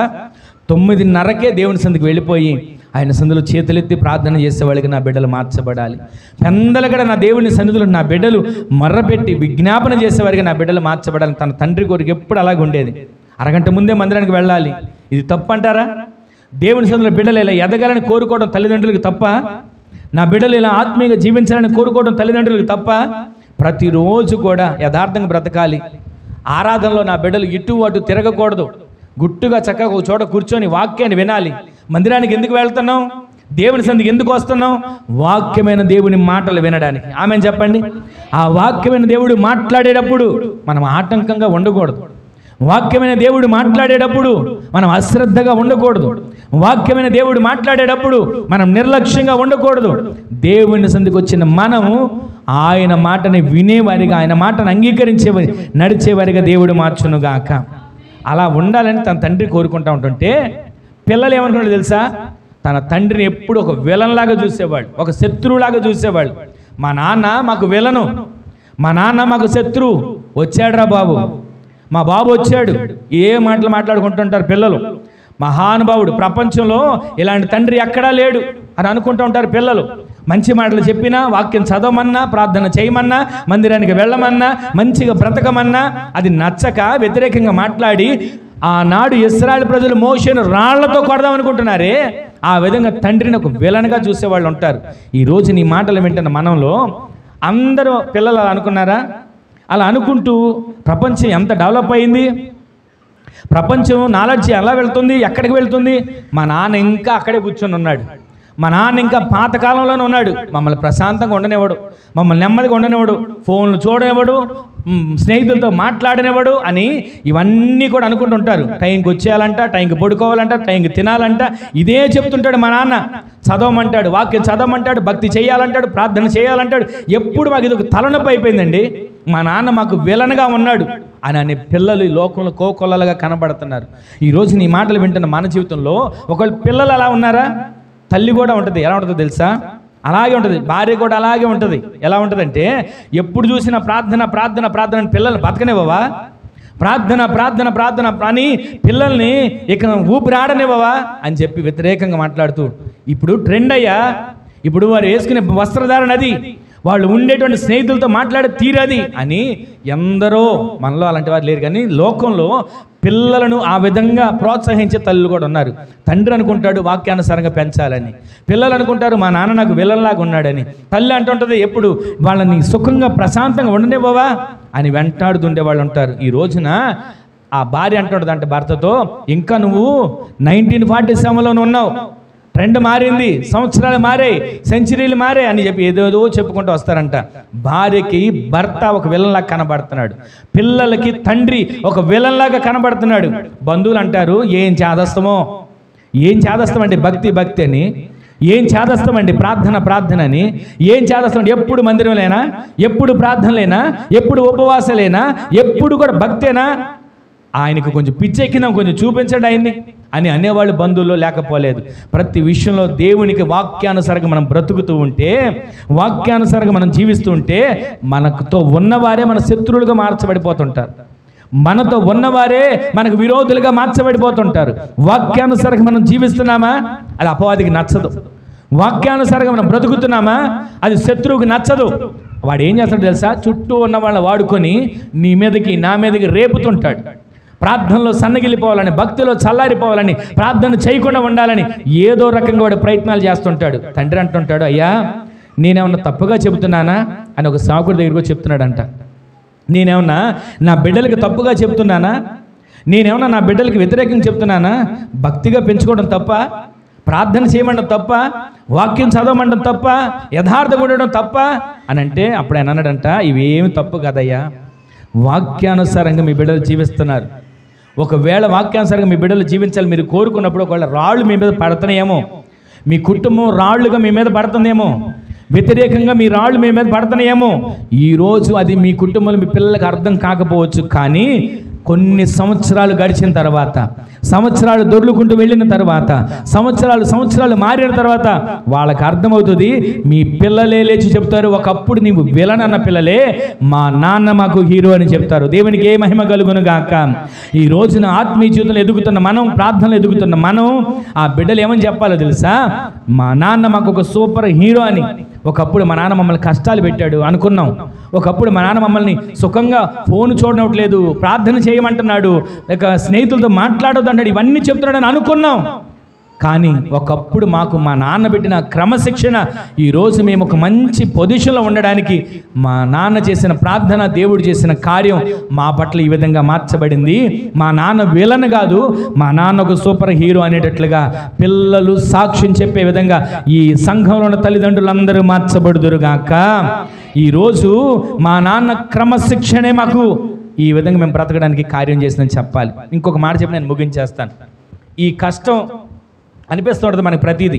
ఒక మాట చెప్పనా, 2007లో 2016లో బైబిల్ సెమినార్కి వెళ్ళాను నేను. ఆ బైబిల్ సెమినార్కి వెళ్ళినప్పుడు వేకుజామున 4 అయిందంటే చాలండి, అక్కడున్న సేవకులు డ్రమ్ము పట్టుకొని ఎవరు పడుకుంటే వాళ్ళ దగ్గరికి వచ్చి డ్రమ్ము కొట్టి లేపేసేవాడు. లేపి అందరూ స్తోత్ర ప్రార్థనకి వెళ్ళాలి. వెళ్ళిన వాళ్ళు ఇష్టం వచ్చినట్లు కూర్చోవడం కాదు, అందరూ నిలువు మోకాళ్ళ మీద ఉండాలి. తెల్లవారుజామున అసలే చలికాలం. ఆ తెల్లవారుజామున ఆ మోకాళ్ళ మీద ఉన్నప్పుడు మోకాళ్ళు మంటలు వచ్చేసాయి, మోకాళ్ళు నొప్పులు వచ్చేసాయి. కొంచెం అలా దిగుతాం అని అనుకున్నారా, కర్ర పట్టుకొని వచ్చి వీపు మీద కొట్టి మరలా మోకాళ్ళ మీద పెట్టేవాళ్ళు. అప్పుడు అనిపించేది, ఎందుకింత కష్టం, ఎందుకింత ఇబ్బందిగా భక్తి చేపిస్తున్నారు, ఎందుకింత భక్తిగా శిక్షణ ఇస్తున్నారు అని చెప్పి ఎన్నోసార్లు అనుకున్న సందర్భాలు మా జీవితంలో లేకపోలేదు. ఆ మోకాళ్ళు మంట, మోకాళ్ళు నొప్పులు వస్తూ ఉంటుంటే వాళ్ళు పెట్టేటువంటి పరిస్థితి టార్చర్లాగా అనిపించేది. ఎందుకు ఇంతగా కఠినంగా ఉన్నారు, ఎందుకు ఇంతగా బాధిస్తున్నారు, కాసేపు మోకాళ్ళు దిగితే ఏమైంది, కాసేపు మామూలుగా కూర్చుంటే ఏమైంది అని అనుకునేవాళ్ళం. నిలువు మోకాళ్ళు దిగితే వచ్చి కాళ్ళ మీద కొట్టేసేవాళ్ళు. అలా ఉంచి కఠినంగా ఉండేవాళ్ళు. ఆ సమయంలో అక్కడున్న వాళ్ళందరూ కూడా విలన్లాగా కనిపించేవాడు, అక్కడున్న వాళ్ళందరూ శత్రువులాగా కనిపించారు. అసలు వీళ్ళు సేవకులేనా అని అనిపించేది, అసలు వీళ్ళు సేవ చేసేవాళ్ళని ఇతరులను ఎలా బాధిస్తారా అని అనిపించేది. కానీ ఆ రోజు మోకాళ్ళ మీద ఎంతమంది ఆ స్తోత్ర ప్రార్థనలో సేవకులుగా మోకరించారో అలా నాతో పాటు ఉన్నవారు ప్రతి ఒక్కరు కూడా సేవలో ఉండడానికి దేవుడి కృప చూపించాడు. దేవునికే మహిమ కలుగును గాక. ఆ రోజు దేవుడు ఇచ్చిన క్రమశిక్షణ, ఆ రోజు అక్కడ సేవకులు నేర్పించిన క్రమశిక్షణ, ఆ రోజు అక్కడ ఉదయకాలం స్తోత్ర ప్రార్థనలో ఎంతమంది నిలువు మోకాళ్ళ మీద ఉన్నారో వారందరినీ ప్రయోజనకరమైన పాత్రగా దేవుడు వాడుకుంటున్నాడు. దేవునికే మహిమ కలుగును గాక. అలా వాడుకుంటున్న దేవునికే మహిమ కలుగును గాక. ఈరోజు ఎందుకు పనికిరాని పాత్రలో, అర్హత లేని వారం, యోగ్యత లేని వారం, ఏ మంచితనం లేని వారం ఒక దినాన దేవుని సన్నిధిలో నిలువు మోకాళ్ళ మీద ఉన్నటువంటి నెల రోజులు ఉన్నటువంటి ఆ క్రమశిక్షణ ద్వారా దేవుడు ఈ దినాన ఆయన పరిచర్యలో ఉన్నతమైనటువంటి పాత్రగా దేవుడు వాడుకుంటున్న దేవునికే మహిమ కలుగును గాక. కాబట్టి మనం వాక్యానుసారంగా జీవిస్తున్నప్పుడు వ్యతిరేకతలు రావచ్చు, వాక్యానుసారంగా జీవిస్తున్నప్పుడు రాళ్ళు తీసుకుని కొట్టేవారు రావచ్చు, మనం అనుకున్న వాళ్ళు శత్రువులుగా మార్చవచ్చు. కానీ మోషే ఏ మాత్రం సందేహించలేదు, ఎక్కడ కలవరపడలేదు. దేవుని దగ్గర విచారణ చేస్తున్నాడు. అయ్యా నీళ్లు లేవంట, నీళ్లు లేవంట, వాళ్ళు అల్లాడిపోతున్నారయ్యా, ఊపిరి లేని వాళ్ళుగా పడిపోతున్నారయ్యా అంటుంటే అప్పుడు దేవుడు ఒక మాట అన్నాడు. చూడండి 5వ వచనంలో, నిర్గమకాండం 17వ అధ్యాయం 5వ వచనం. తీసుకొని పొమ్ము, నీవు నదిని కొట్టిన కర్రను చేతబట్టుకో, ఇదిగో హోరేబు బండ మీద నేను నీకు ఎదురుగా నిలబడతాను. గట్టిగా చప్పట్లు కూడా ఆమెన్ చెప్పండి. Amen, amen, amen, amen, amen, hallelujah. అక్కడ హోరేబు బండ మీద నీకు నేను ఎదురుగా నిలబడతా. నీవు చెబితేనే కదయ్యా వచ్చాం, నీవు దిగమంటేనే కదయ్యా రెఫీదీంలో దిగాం. కానీ ఇక్కడ నీళ్లు లేవు, నీళ్లు లేకపోవడం వల్ల వీళ్ళందరూ నన్ను రాళ్లతో కొట్టి చంపేటట్లు ఉన్నారని దేవుని సన్నిధిలో ప్రార్థన చేయగా, నన్ను ఏం చేయమంటావు అని ప్రార్థన చేయగా దేవుడు అంటున్నాడు, లే, నీవు లేచి హోరేబునకు వెళ్ళు, అక్కడ హోరేబులో బండ ఎదుట నేను నీకు ఎదురుగా నిలబడతా. ఆమె చెప్పండి గట్టిగా. దేవుడు అన్నాడు, తిన్నగా హోరేబులోకి వెళ్ళు, అక్కడ నీకు ఎదురుగా వస్తాను. అంటే ఇక్కడ మీరు ఒక మాట గమనించండి. వాస్తవానికి హోరేబు ఉన్న స్థలానికి వీళ్ళున్న స్థలానికి ఎంత దూరం ఉందో తెలుసా? 4 కిలోమీటర్ల దూరం ఉంది. ఇప్పటికే వాళ్ళు నడిచి నడిచి నడిచి అలసిపోయి నీళ్లు లేవని, గొంతు ఎండిపోతుందని, దాహంతో అల్లాడిపోతున్నావు, కళ్ళు తిరిగిపోతున్నాయి, దేవుడికి జాలి లేదా, నడిపించే నీకు న్యాయం లేదా అని తిరగబాటు పడుతున్నారే. వాళ్ళందరూ అలసిపోతున్న వాళ్ళతో దేవుడు చెప్తున్నాడు, 4 కిలోమీటర్ల ముందుకు వెళ్ళండి, అక్కడ హోరేబు ఉంది. అసలే నీళ్లు లేక అల్లాడిపోతున్నారు. 1000-2000 మంది కాదండి, ఇంచుమించు సుమారుగా దాదాపుగా 30 లక్షల మంది ఉంటారు అనేది అంచనా. అంతమంది ఉంటే, వాళ్ళు కాకుండా ఇంకా పశువులు, మేకలు, గొర్రెలు, వారి చంటి బిడ్డలు ఎంతమంది ఉంటే మనుషులు దాహానికి అల్లాడిపోతున్నారు, పశువులు దాహానికి అల్లాడిపోతున్నాయి. ఇంత కష్టమైన పరిస్థితుల్లో దేవుడు అంటున్నాడు, హోరేబుకి వెళ్ళండి. హోరేబు అంటే అర్థమేంటి తెలుసా? పాడైన స్థలం. హోరేబు అంటే పాడైన స్థలం. దేవుడు అంటున్నాడు, పాడైన స్థలానికి వెళ్ళండి, పాడైన స్థలానికి వెళ్ళండి. ప్రజలు అంటారు, దేవా ఇక్కడే మేము నీళ్లు లేక అల్లాడిపోతున్నామే, ఇక్కడే మేము నీళ్లు లేక చచ్చిపోతున్నామే, ఇక్కడే మేము నీళ్లు లేక ఉక్కిరి బిక్కిరి అయిపోతున్నామే, మరలా మమ్మల్ని పాడైన స్థలానికి వెళ్ళమంటావు ఏంటయ్యా? పాడైన స్థలానికి ఎందుకు వెళ్ళమంటున్నావు? నీళ్ళు ఏమాత్రం లేవు, ఎండిపోయిన భూమిగా మార్చబడింది ఆ పాడైన స్థలం, నెరలిడిచింది పాడైన స్థలం. అక్కడ ఏ మాత్రం చుక్క నీరు కూడా లేదు, అది పాడైపోయిన అరణ్య స్థలం. అక్కడికి వెళ్ళమంటున్నావంటే దేవుడు అంటాడు, అక్కడ నేను హోరేబులో బండ ఎదురుగా నీకు నిలబడబోతున్నాను. ఆమెను చెప్పండి. హోరేబుకు వెళ్ళు, అక్కడ నేను నీకు ఎదురుగా నిలబడతా. వెళ్ళాడండి. ప్రజలందరినీ అక్కడ ఉన్నటువంటి పెద్దల్లో కొందరిని తీసుకుని కష్టపడుతూ ఆ హోరేబు కొండకి 4 కిలోమీటర్లు నడుచుకుంటూ వెళితే చాలాసార్లు మన పరిస్థితి కూడా అలాగే ఉంటుంది. ఇక్కడ వరకే నా జీవితం అనుకుంటూ ఉంటుంటే మరలా ఈ సమస్య తీరిందనుకుంటే ఇంకో సమస్య, ఈ సమస్య తీరిందనుకుంటే ఇంకొక సమస్య, ఈ సమస్య తీరిందనుకుంటే ఇంకొక సమస్య, ప్రతి సమస్య వెనక సమస్య మనిషిని అల్లాడించే పరిస్థితులు వస్తుండగా ప్రతిరోజు మనము హోరేబు అనేటువంటి దేవుడు మనకి ఎదురుగా నిలబడే ఏ పాడైన స్థలమైనా అది పనికి వచ్చే స్థలముగా, ప్రయోజనకరమైన స్థలముగా, దేవుని నామ మహిమ కలిగే స్థలంగా దేవుడు మార్చునుగాక. ప్రతిసారి ఈ మాటలు వింటున్న మన జీవితంలో హోరేబుకు వెళ్ళారు. ఆ హోరేబులో దేవుని సన్నిధిలో ఆయన దగ్గర నిలబడ్డారు. లక్షల మంది దాహం తీర్చబడింది. ఏ కర్రను చేతబట్టుకుని వెళ్ళాడో, నదిని పాయలు చేసిన కర్ర, సముద్రాన్ని పాయలు చేసిన కర్రను చేతబట్టుకుని వెళ్ళి వాక్యం అనే కర్రను చేతబట్టుకుని వెళ్ళాడు. వాక్యాన్ని వెంట పెట్టుకుని వెళ్ళాడు. వాక్యం వెంట నడుచుకుంటూ వెళ్ళాడు. ఆ హోరేబులో లక్షల మంది దాహం తీర్చే బండ బద్దలయ్యి నీటిని ప్రవాహం వలె కొమ్మరించి లక్షల మంది దాహాన్ని తీర్చింది. ఈ రోజు నీ మాటలు వింటున్న మన జీవితంలో మూలవాక్యం ఒకసారి మనం చదువుకుంటే, నీ సేవకుడైన నన్ను బ్రతికించయ్యా, నీ సేవకుడైన నా మీద నీ దయారసాన్ని ప్రోక్షించయ్యా, నీ సేవకుడైన నన్ను నీ వాక్యానుసారంగా నడిచేటట్లుగా చేయయ్యా. వాక్యానుసారంగా నడిపిస్తాడు, వాక్యానుసారంగా జీవింపజేస్తాడు. మాటను మీరాడు సౌలు, మాటను తప్పాడు సౌలు, మాటను అధిగమించాడు, రాజరికాన్ని పోగొట్టుకున్నాడు, కిరీటాన్ని పోగొట్టుకున్నాడు, అమాలేకులు బ్రతకనివ్వడం వలన చివరికి తన ప్రాణాలే పోగొట్టుకున్నాడు. దావీదు ప్రతిరోజు దేవునికి ఇష్టానుసారంగా బ్రతికాడు. అయ్యా అక్కడికి నిన్ను వెళ్ళమంటావా వద్దంటావా అని విచారణ చేయడం మొదలుపెట్టాడు.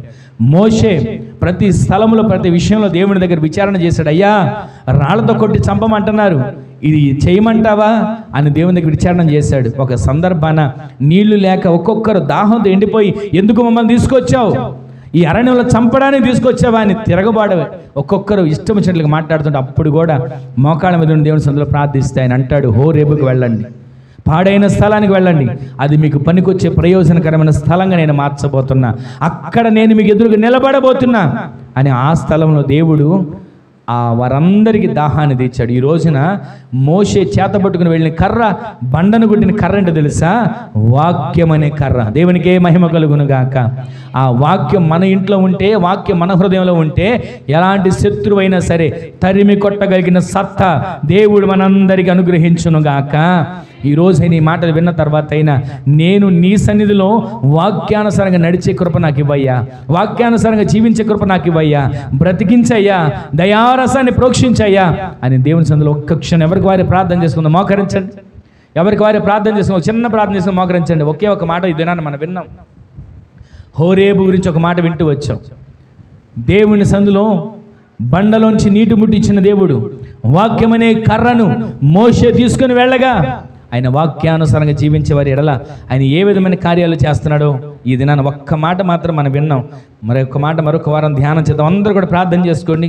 అయ్యా నీ సేవకుడనైనా నీ బిడ్డలమైన నన్ను బ్రతికించయ్యా, నీ బిడ్డలమైన మమ్మల్ని బ్రతికించయ్యా, వాక్యానుసారంగా బ్రతకడం మాకు నేర్పించయ్యా, దయారసన మా మీద ప్రోక్షింపచేయ్యా. ఒక చిన్న ప్రార్థన ఎవరికి వారు చేసుకుంటారా? ఒక చిన్న ప్రార్థన చేసుకోండి. దేవుని సన్నిధిలో ఒక చిన్న ప్రార్థన ఎవరికి వారు చేసుకోండి. ఎవరికి వారు చేసుకోండి ఒక చిన్న ప్రార్థన. నీ సేవకుడనైనా నన్ను బ్రతికించయ్యా, నా ఎడలని దయారసాన్ని చూపించండి అయ్యా, అప్పుడు నీ వాక్యాన్ని బట్టి నేను నడుచుకుంటాను. ఒకని ఎదుట మార్గం సరైనదిగా కనబడుతుంది, తుదకు ఆ మార్గం మరణానికి తీసుకుని వెళ్తాము. మన దృష్టికి అన్ని సరైనగా కనబడుతున్నాయేమో, ఆ మార్గం ద్వారా ఏ రకమైన శోధన ఇబ్బందులు ఉన్నాయి ఒక్కసారి దేవుని చిత్తానుసార మార్గం నడిపించబడాలని దేవుని సన్నిధిలో ప్రార్థన చేసుకోండి. సౌలు దేవుని మాటను తృణీకరించాడు, అమాలేకుల్ని చేరనిచ్చాడు, బ్రతకనిచ్చాడు, తన చావుకు తనే ఉత్తరవాదిగా మార్చబడ్డాడు. దావీదు చరిత్ర మనం గమనించాం. సౌలు చనిపోయాడు, సింహాసనం ఖాళీగా ఉంది.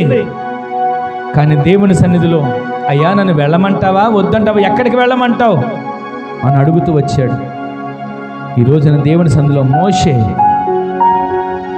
దేవుని మాట కొరకు కనిపెడుతున్నాడు. ఆయన మాట చొప్పున వల వేశాడు పేతురు. మునుపెన్నడు చూడనటువంటి సమృద్ధిని చూశాడు. ఏ శ్రమను చూస్తున్నాం, ఏ కష్టాన్ని చూస్తున్నాం, దేవుడిచ్చే క్రమశిక్షణ ఒక్కసారి మనం గుర్తుపట్టగలిగితే నిత్యత్వంలో వారసులుగా మనం మార్చబడేటట్లు దేవుడు సహాయం చేయబోతున్నాడు. ఎవరికొరు ప్రార్థన చేసుకోండి. స్తోత్రం స్తోత్రం స్తోత్రం స్తోత్రం. జీవము కలిగిన తండ్రి, మీకు వందనాలు, స్తుతి, స్తోత్రాలు చెల్లిస్తున్నాం నాయనా. ఈ దినాన ఆరాధన ఆశీర్వాదకరంగా, దీవెనకరంగా మీరు జరిగించిన విధానాన్ని బట్టి మీకు కృతజ్ఞతాస్తుతులు చెల్లిస్తున్నాం. మీ సేవకుల్ని నిలబెట్టుకుని నాతో మాతో మీరు మాట్లాడిన ప్రతి అమూల్యమైన మాటలను బట్టి మీ సన్నిధిలో మేము నిండు కృతజ్ఞతాస్తుతులు చెల్లిస్తున్నాం నాయనా. దావీదు గారు కోరుకున్నట్లుగా నాయన, నీ సేవకుడినైనా నేను బ్రతుకున్నట్లు నీ దయారసమును మా మీద కనుపరిచయ్యా అని నాయన, నీ వాక్యమును బట్టి మేము బ్రతికేటట్లు కార్యము చేయండి అయ్యా అని చెప్పేసి నాయన, మేము ఆ విధముగా మేము కోరుకుంటున్నాం యేసయ్యా. స్తోత్రం స్తోత్రం నాయనా.